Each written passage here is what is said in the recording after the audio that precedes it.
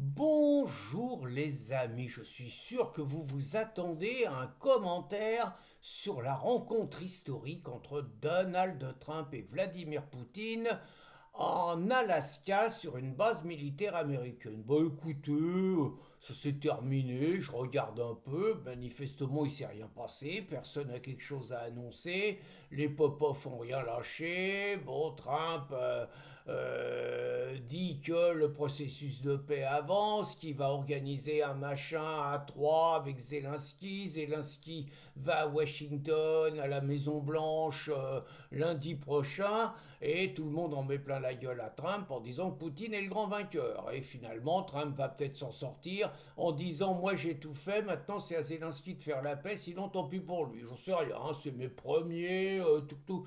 Mais c'est pas l'essentiel, même s'il faudra peut-être y revenir. Hein. J'ai envie de vous raconter une anecdote qui m'est arrivée hier et de rebondir donc sur ce que sous-tend cette anecdote. Donc je me promenais sur un sentier côtier avec ma bru et on était dans un endroit qui normalement était déconseillé, des barrières et tout, parce que risque d'écroulement d'une falaise.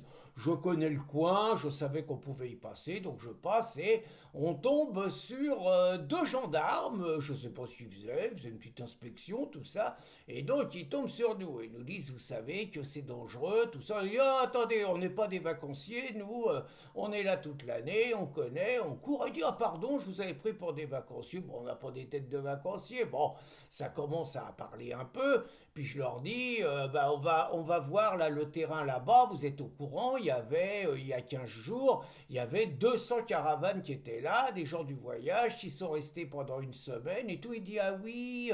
J'ai dit, alors on a entendu parler qu'il y avait plein d'excréments, on ne sait pas. Et je dis aux gendarmes, vous avez vu vos potes dans la Marne, ils ont été bons. Il me dit, ah bon, qu'est-ce que c'est cette histoire? Je dis, vous avez pas vu, vos potes, ils ont viré 60 gens du voyage, 60 caravanes, ils ont trouvé la combine. Les gendarmes, ils me regardent avec des grands yeux, ils disent, ah bon, c'est quoi? Je dis, c'est très simple, ils ont coupé le courant, tout simplement, ils ont débranché tous les branchements sauvages, ils ont confisqué tous les câbles de raccordement, puis ils leur ont dit, vous vous tirez, et une fois que vous serez barré, on vous rendra votre matériel, c'est pas compliqué. Oh, les gendarmes, c'est formidable, ça, faut que ça se fasse partout. J'ai écouté, Retailleau, il a donné des ordres au préfet. À partir du moment où vos chefs ils vous donnent des bons ordres, vous avez le mode d'emploi. Ah, ils sont partis, bon, poignée de main, tout ça, bon, petite connivence, vous voyez, petite histoire. Il n'empêche que vous savez quand même que depuis des années et des années, les maires de nos petites communes, la plupart du temps, quand ils veulent protéger un terrain de foot, une école, un parking à côté d'une crèche où ces gens-là s'installent, alors je ne mets pas tous les gens du voyage dans le même sac, hein. Il y en a qui sont respectueux, il y en a qui vont dans les endroits réservés aux gens du voyage en toute légalité, mais il y en a beaucoup qui font pas ça quand même. Hein. Et donc, on sait que des maires sont régulièrement agressés, que les autorités sont impuissantes parce que personne veut prendre les dispositions qu'il faut. Je vous ai parlé d'un petit maire qui m'a dit, oh, nous on a été bons, on s'en est pris 200, c'est un autre encore. Hein. On s'en est pris 200, et ben, avec le préfet on a bien joué, en une semaine on les a virés. Une semaine pour virer 200 mecs. Mais on est où? Et les mecs, ils disent, on a été bons, hein.